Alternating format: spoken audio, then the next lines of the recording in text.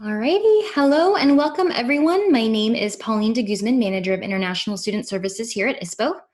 Presenting alongside me today is ISPO's Assistant Director of Student Services, Tricia Chan-Schuler. We hope you're all doing well and in good health. Today's episode is the third and last episode in our series where we'll be talking about employment for international students and looking primarily at this fall and also into the 2021 academic year. Alrighty. So before we get started, just a few housekeeping items. First, you're on listen-only mode. You can hear us, but we can't hear you. Also, we're recording, so this webinar should be available in roughly 48 hours at iwebinars.ucst.edu. And lastly, ask questions. At the end here, we'll be doing some Q&A. And if you have questions and don't remember during this presentation, no problem. You can always email Tricia and I directly. So our contact information will be available at the end as well. Okay, so for today's agenda, we'll be talking about on and off-campus employment, working after graduation, travel restrictions, presidential proclamations, and federal updates that impact employment, as well as advocacy efforts that ISPO is involved in. So before we begin our discussion, I think it's important for our colleagues outside of ISPO to understand multiple layers that exist that impact work authorization. So when looking at CPT, OPT, and on-campus employment, regulations differ when it comes to if you're a newly admitted student or a continuing student. And so federal guidelines currently are only available for current students at this time. There's still a lot of uncertainty regarding new admits for the fall quarter. Another layer is physical location. So for OPT, you need to physically be located in the US in order to apply. And so there's that.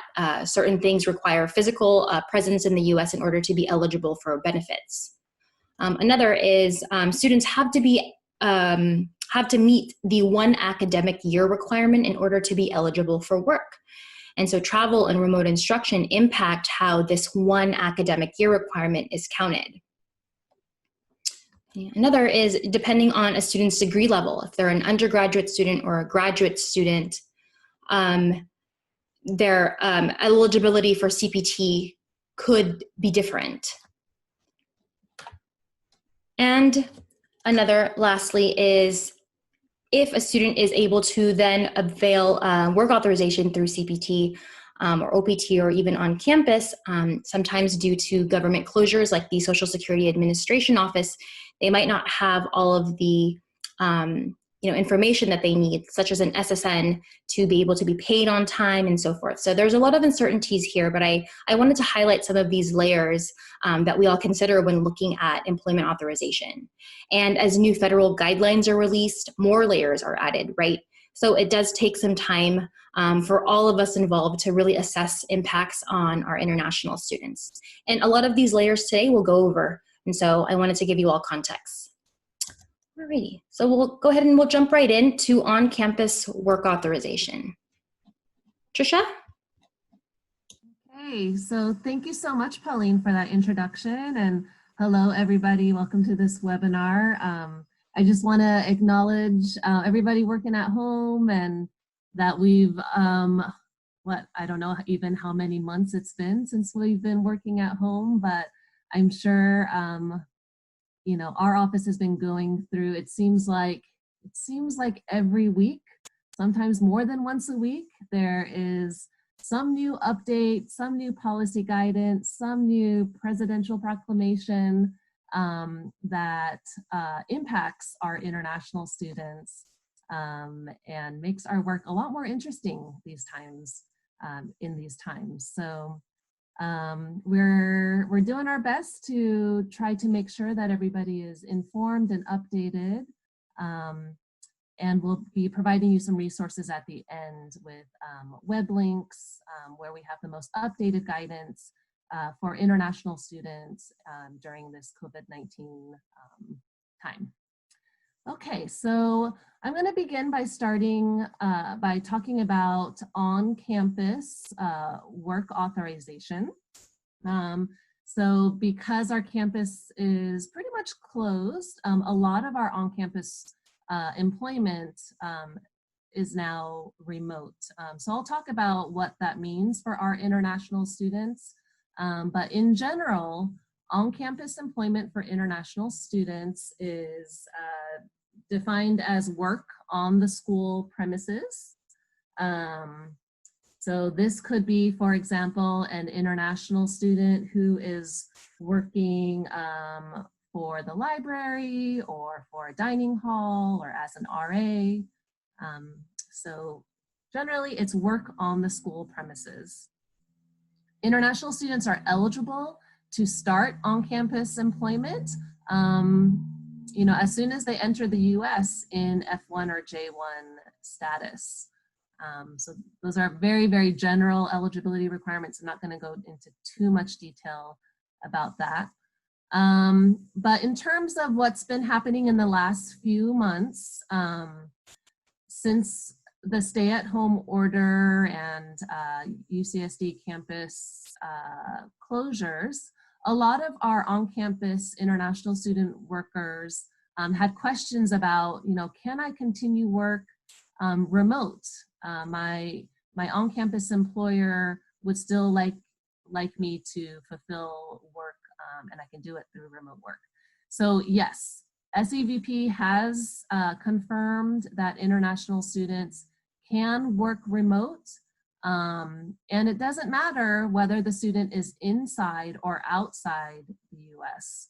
So they can continue work.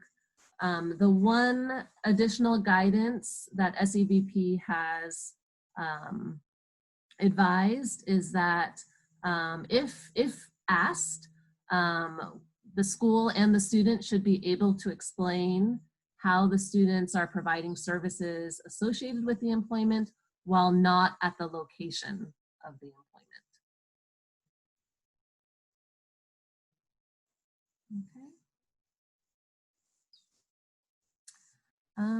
Okay, so this is information that the Student Employment Office, Mary Lewis over at the Student Employment Office, provided this information just as a reminder on promoting on-campus and remote job opportunities at UCSD. Handshake is the platform that students can use to search for on-campus and remote job opportunities. So please refer your students to Handshake. That's on the Career Services website. The Student Employment Office encourages hiring managers to think creatively in how a student can assist you remotely and to create those job opportunities for our students. We have a lot of students that are looking for those opportunities this summer. If you have an opportunity that you would like to post on Handshake, you can contact your department HR staff. They can also answer questions about the remote work agreement policy and additional requirements for hiring students. And then you can also contact the Student Employment Office if you have any questions regarding classifications or how to create a job description. So here's the contact information for the SEO team: Mary Lewis, Rachel Feifei, Diana Vargas.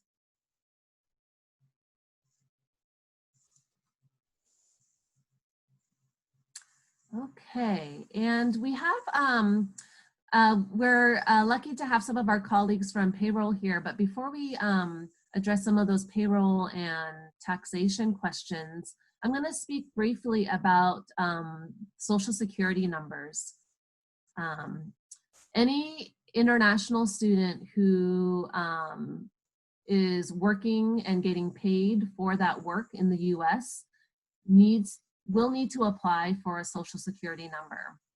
However, at this time, due to COVID-19, the Social Security Administration offices are closed, and they've been closed since mid-March. They're closed for in-person services. They are available over the phone. They are available for some online services. The thing for our international students is that when they apply for their Social Security number, the Social Security Administration requires them to do it in person because they have to show physical documents like their passport, their I-20 or DS 2019, all of that. So at this time, the Social Security Administration Office is informing the international students that they will be able to apply once they reopen. And at this point, there is no reopen date currently. So a lot of students are asking, well, can I start working without an SSN? What does this mean for me if I already have a job offer? A valid SSN is not required at the time of hire in order to be put on payroll and to enroll in benefits. Individuals in F and J status are allowed to begin work as soon as their work authorization is valid, even if they do not yet have a Social Security number. And on our website, we have a lot of citations and references to the Social Security Administration website, to the IRS website, that students and employers can refer to if they have questions about this. And ultimately, it is up to the employer to allow them to allow or not to allow them to start working. But this information usually does help students and employers who are not sure. Okay, and so now I'd like to introduce Paul and Anne from our payroll division to talk about some of the payroll and taxation questions and issues that have come up when students, especially when students are working remote. Yes. Okay. Well, hello, everybody. This is Paul. And I'd like to first start off by saying that our name is changing. For decades, we've been the payroll division, but that honor belongs to the UC Path Center now. And we will be called the Central Core Payroll Office. So we still have the name payroll in there. There'll be an announcement, I'm sure, coming out about that soon.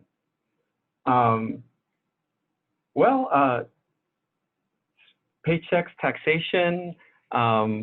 We know that we can hire people working remotely out of state and out of the country. We're doing that now. And typically they are not going to be taxed as long as they have the proper documentation turned in. Now, we have Anne with us here today, and she's our lead Glacier administrator. Anne, do you want to add anything? No, thank you. Okay. Well, to be exempt from state taxes, there's a UPay 830. Well, I guess the Path Center has an online a form to do that. And also on the federal side, they have a foreign income statement. So all that's available through UC Path. I haven't done a new hire. Maybe some of you have. So I don't know what that process is like.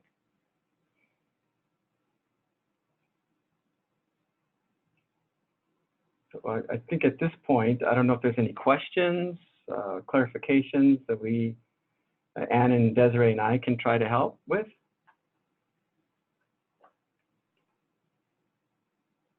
Thanks, Paul. We do have a Q&A section at the end. So if any of you do have questions, we do have the Q&A at the end, or you can just submit them through the webinar chat function.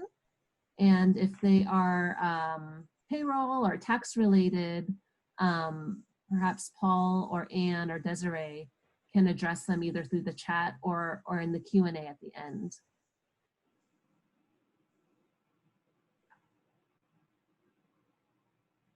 Okay, well, thank you, Paul and Trisha. So we'll go ahead and we'll jump also into off-campus work authorization through CPT, and we'll also highlight working after you complete your academic program through OPT. So I want to quickly remind everyone that the regulations are different for our newly admitted students who are going to begin their program for the fall quarter. And they're also different for those who are currently enrolled or continuing students. So I'll highlight the pieces there where they might differ as we go through CPT and OPT. Okay. So for CPT, which is also known as curricular practical training, for those of you who are new to international student employment, CPT is a type of employment authorization for international students who are maintaining their F1 status. Okay, it's an opportunity to participate in a paid position, which is off campus, in their field of study during their program here. So essentially what this looks like is a student will enroll in a internship course. We see a lot of 299 or 199 courses, 197 courses, our AIP courses, where the course will require that they work off campus at a job site to fulfill the requirements of that course. And so if a student does find an employment authorization, is enrolled in that course, they can seek CPT approval from ISPO.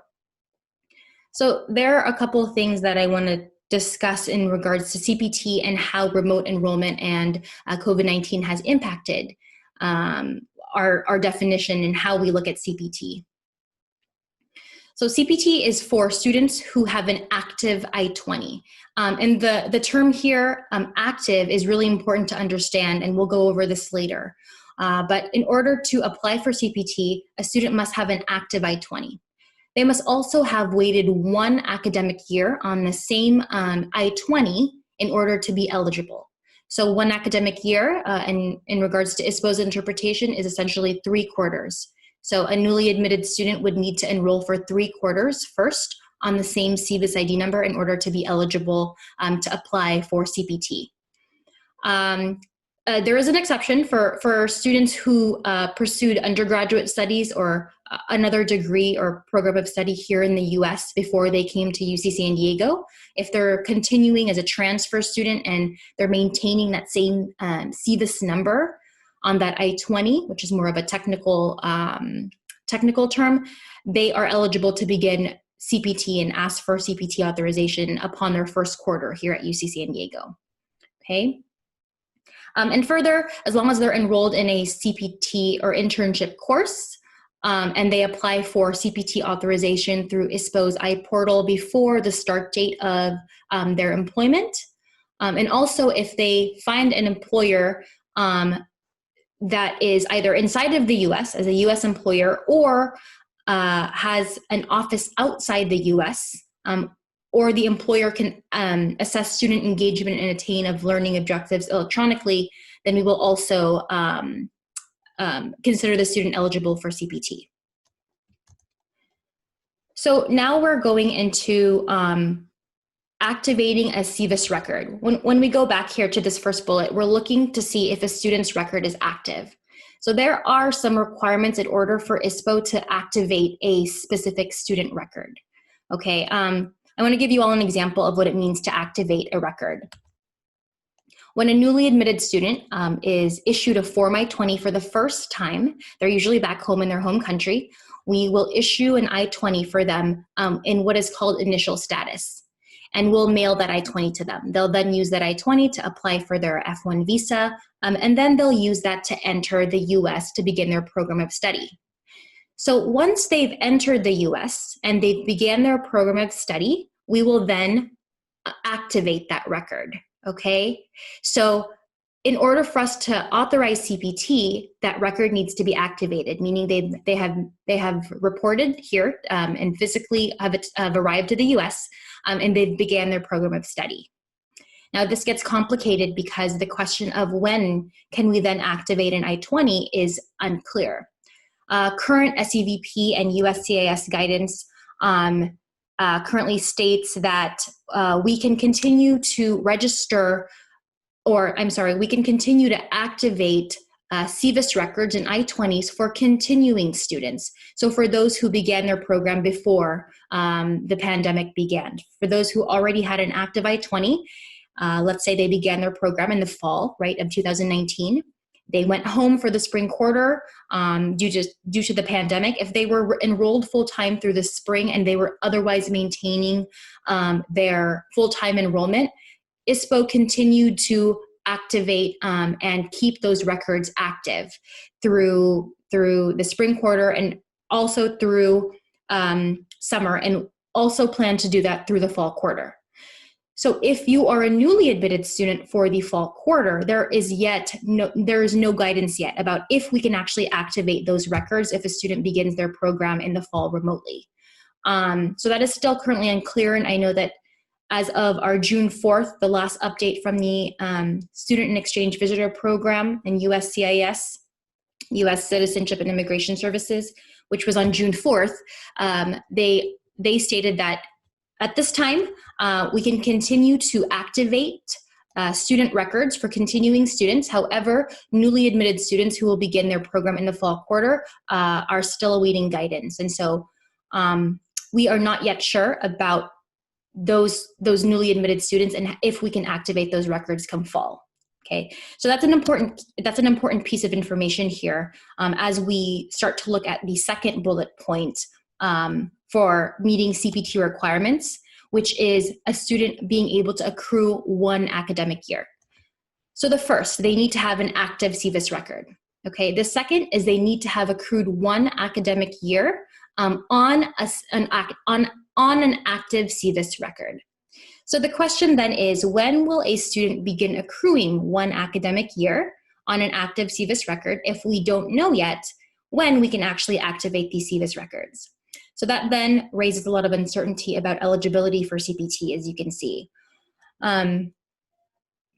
With the lack of guidance, we are, I suppose, anticipating a few scenarios, but these are the main 2 potential scenarios that we might see.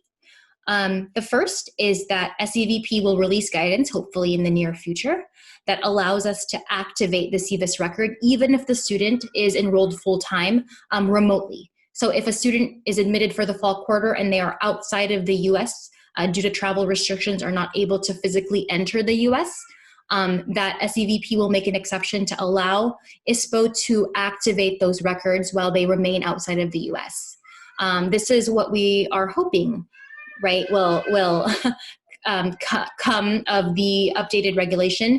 However, we are also planning for perhaps scenario 2, where SEVP will not allow the activation of these CVIS records unless they are physically here in the US, despite if they begin their programs remotely online. And the guidance then would require that we actually defer the program start dates listed on their I-20 to the quarter in which they will actually be attending on campus physically in the US. So when we're looking at these 2 possible scenarios and assessing when will then a student's 1 academic year and activation of their CVIS record begin, it's difficult to say. The first scenario here is a fall activation. The 1 academic year will start then from the fall quarter. If we go to the second scenario where the activation isn't until perhaps winter or spring of 2021, then that academic year will not start until winter or spring of 2021. It's important, of course, just to remember that just because of this lack of guidance regarding, when we can activate that record, it is hard for us to assess then eligibility for CPT. I also wanted to bring up travel restrictions that really impact a student's ability to then return to the US. So what we're seeing right now is these layered questions, right? Of, okay, well, once I'm able to do this, what about the next thing?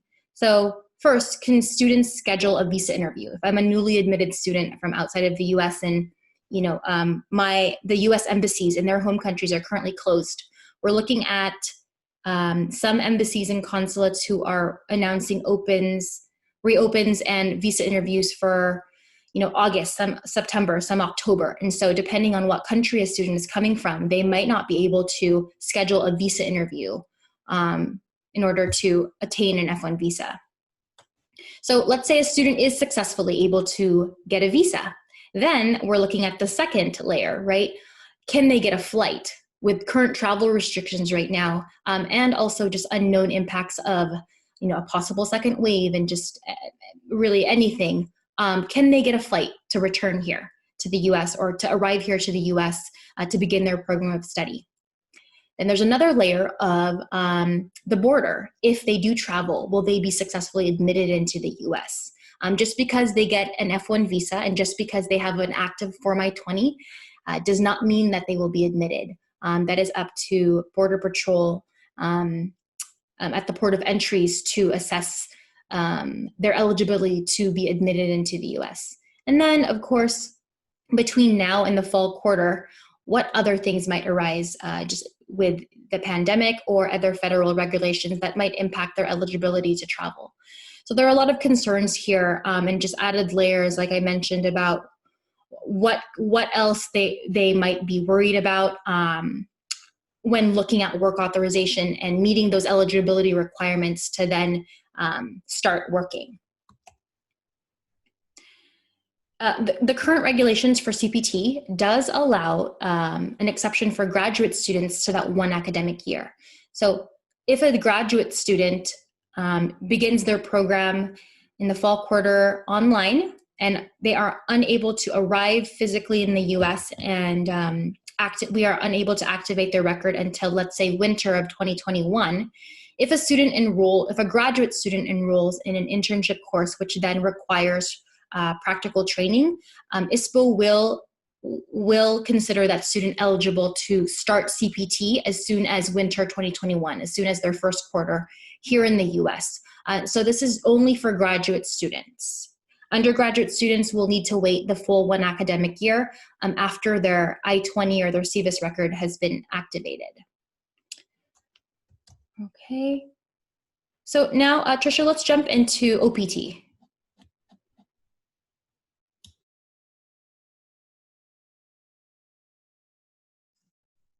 Okay, thank you, Pauline. Okay, so OPT is the type of work authorization available to international students, again, who plan to seek employment in their major fields of study. It is authorized by USCIS, but requires an I-20 update recommendation from ISPO. One thing to understand about OPT is that there's two types, pre-completion OPT and post-completion OPT. I would say 99% of our students apply for post-completion OPT. So it's the type of work authorization that they get after they graduate from their program of study. In order to be eligible for OPT,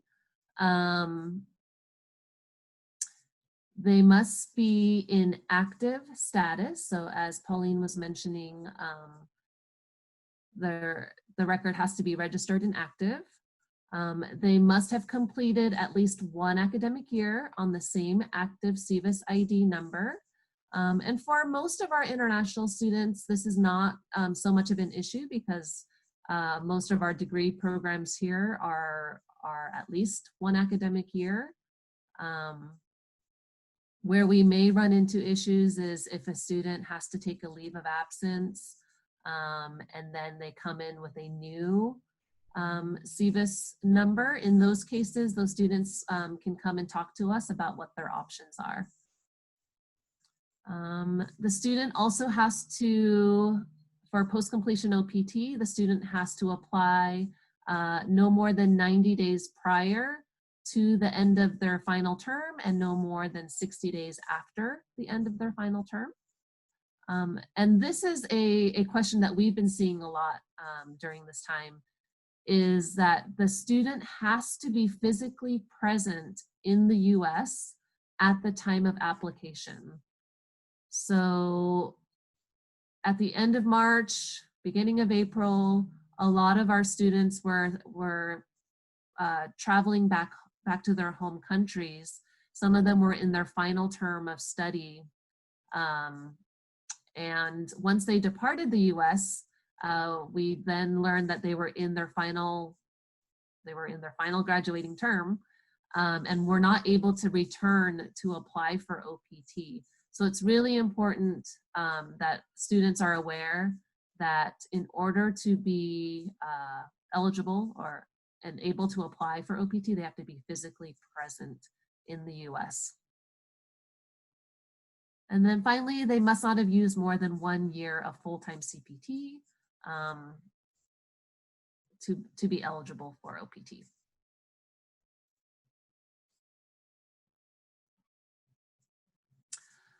So as Pauline mentioned, in order to be eligible for practical training, whether it is on whether it's for CPT or OPT, the student does have to accrue the 1 academic year.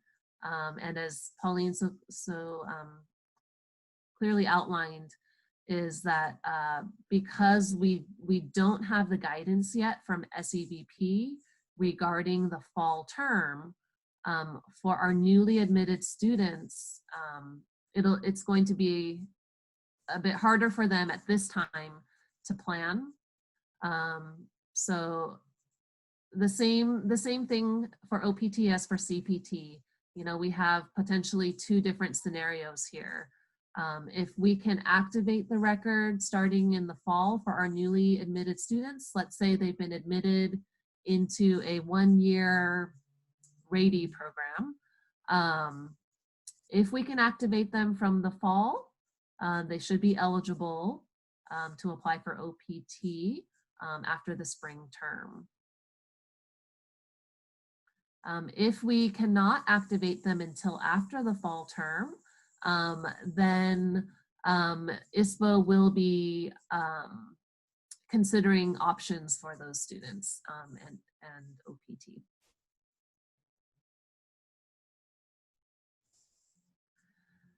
Okay, so OPT and remote work. So again, SEVP has provided clear guidance about remote work and OPT. They can participate in remote work, whether they're inside or outside the US. They have also added that they may work remotely if their employer has an office outside of the US, or if the employer can assess the student engagement using electronic means. So because this is a practical training that the employer is providing practical training, SEVP wants to make sure that the employer is still able to oversee the work through electronic means.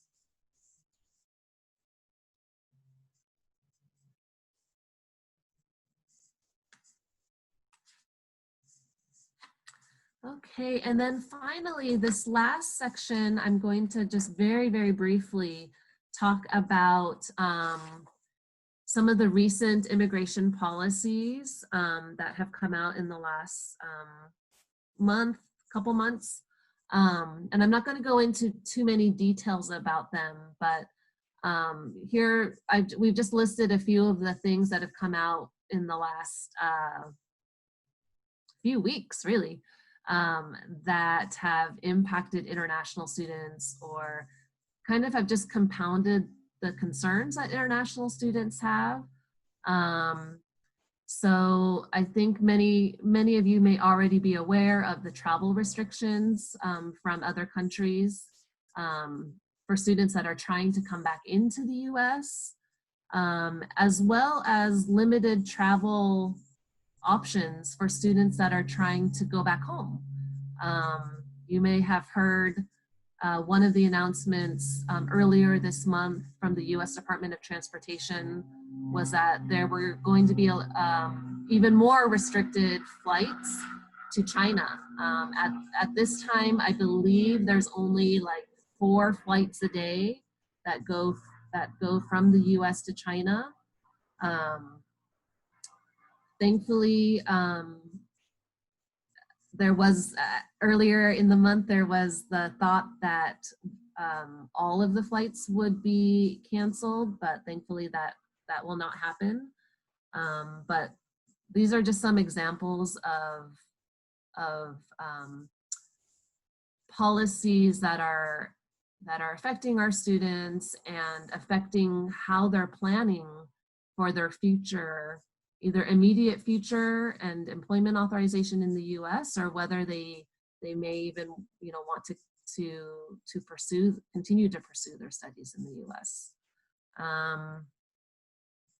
So again, I'm not going to go into too much details here, but if you would like to read more about some of the presidential proclamations or immigration policies that are affecting our students, you can go to istudents.ucsd.edu and click on our immigration policy updates page, and we'll have those listed out.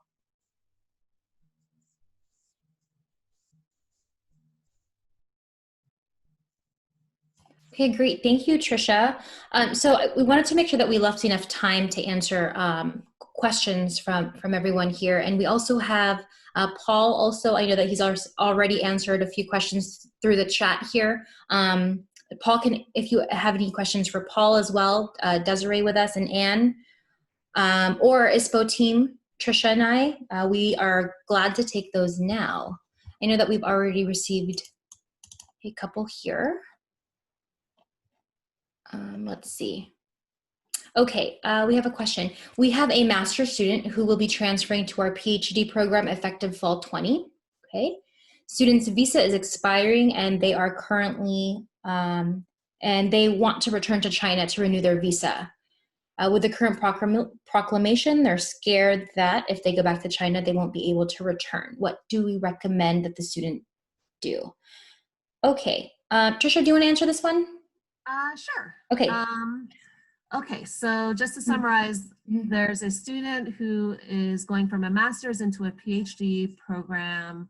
Their visa is expiring and they're thinking that they want to go back to China to renew their visa, but they're afraid that if they go back, they won't be able to return. So with this question, we get this question a lot because students are concerned, oh my goodness, my visa is expiring. I need to leave and I need to renew it. So just a reminder that the visa stamp in the passport is required when a student requests entry into the US. However, once they're already inside the US, if the visa expires, that's okay. They can still remain in the US as long as they're still maintaining their F1 student status. They're enrolled full-time, their I-20 still has a future end date, and they're still pursuing their academic program of study. So in this case, the student doesn't have to go back home just to renew his visa because it's expiring, and can remain in the US and start the PhD program in the fall. I did also want to ask that, or I did want to add that a lot of students do have the impression that if their visa is expiring, I have to go back, right? But no, they can definitely remain in the US and transition into a new program, whether it be here at UC San Diego or also to another institution if they're transferring to graduate studies at another school. Okay. Another thing to add is, I know that I believe Pauline already mentioned this, is that if the student were to go back home, right now the visa services are very limited. And again, flights, especially from China back to the US, again, are very limited. So in terms of our recommendation, I usually will recommend that the student remain in the US if they are concerned that they are unable to return come fall, because there's a very high probability that they may face travel restrictions or whatever it may be that will not allow them to return in the fall. And so that would probably be our recommendation. Oh, and Pauline, I saw that we just got a follow-up question. This is a great question. So what if their I-20 is expiring? If their I-20 is expiring, do they need to go back home to renew it? So if their I-20 is expiring, however, they need more time to complete their academic program of study, then they can just request an extension of their I-20, and that's done through ISPO. Yeah, so you can direct them to our website to review the I-20 extension request. Right.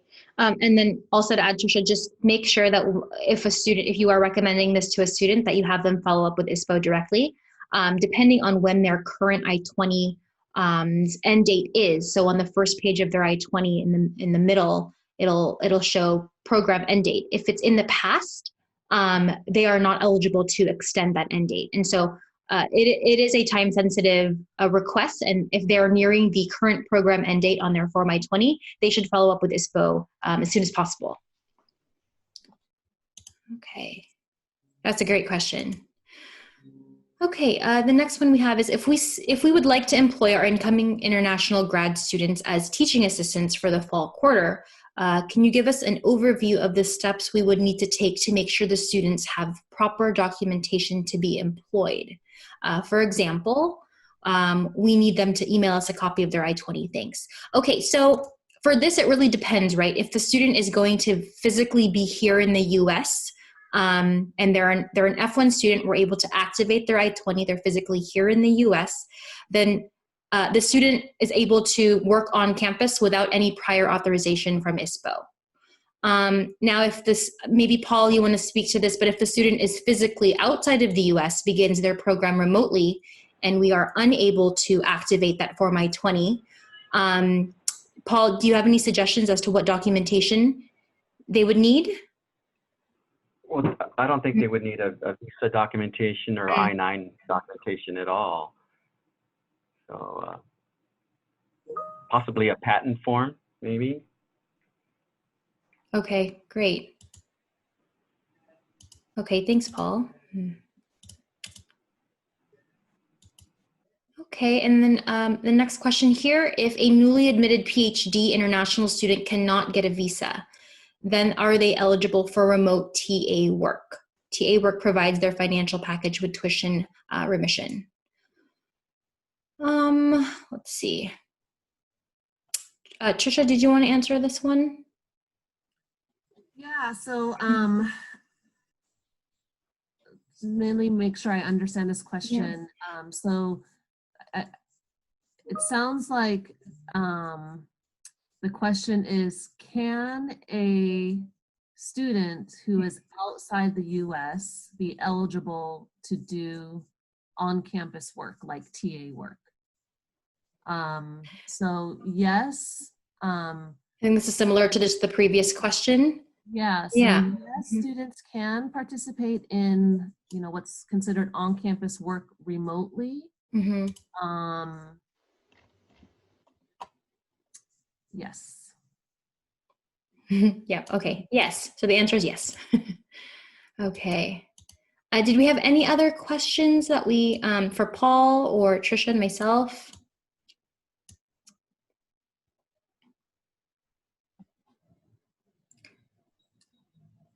Oh, and I just saw that Anne mentioned from Taxation and Payroll that she sent a job aid to me and Pauline for hiring out-of-state or out-of-country employees. Okay. That addresses questions about the I-9, what documents you need when you're hiring international students, when remote. So I'm happy to send that out after this presentation. Perfect, Pauline. Yeah, we'll send that out to the attendees. Okay, well, if we don't have any other questions, we'll go ahead and we'll close here. Again, if you do have any follow-up questions, we'll go ahead and we'll provide Trisha, my and Trisha's contact information here. Just so, oh, sorry, go ahead. This is Anne. I just want to say one more thing when you're finished. Go ahead. Oh, okay. Anne, go ahead. When an employee extends his immigration status or changes it, he needs to enter it in his Glacier record. And that is the only way to update UC Path. Okay. If UC Path does not have a record that the employee is currently authorized to work, they may change the taxation of the payments and pay them or tax them at the highest rate. Okay, thank you, Anne. And one more question. They still need to do the Glacier form? Theoretically, no. Practically, yes. The system is supposed to forward the information about newly hired foreign employees to our office, but it doesn't seem to be working.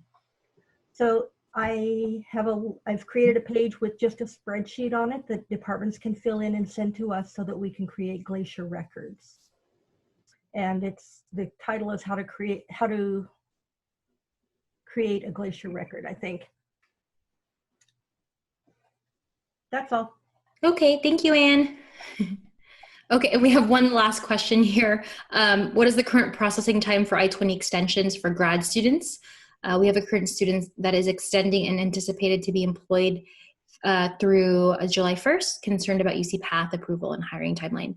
And I can't speak to UC Path approval and hiring timeline. However, for extension of the program end date on the Form I-20, you can feel free to email Trisha or I, we can expedite those requests for you if the student is nearing their program end date. We do advise students to try to request at least 2 weeks prior to that program end date listed so that we have enough time to process. I think current processing time on our website currently says 10 business days. So, but feel free to email us, of course, if you have a student who is nearing that end date, and we can try to expedite those requests. Okay. Well, I would like to thank you all for attending. Again, our information is here if you'd like to contact us directly. I'd like to also thank Paul and Anne for answering those questions today and providing us with such great insight about hiring students remotely. We hope that this was informative. I know that a lot of questions are still unanswered, and we hope that as new regulations are released, that as we continue to see how they impact our international students, we will go ahead and share those updates with you all. At the currently we are working on planning a student webinar sometime beginning of July to address these same questions. I know that students are asking, you're probably getting these questions as well. And so we hope to update our ISPO's COVID-19 FAQ page with these questions, and then also host a live webinar to field those questions that they might have. Let's see here. At the end of this presentation, you will get an email, of course, with a follow-up survey. Please let us know how we did today. And all of the information and resources, including Paul and Anne's resources, will be emailed to you at the end of this presentation. On behalf of our staff at ISPO and all of our panelists, thank you so much for attending. Stay safe, healthy, and take care. Bye-bye, everyone.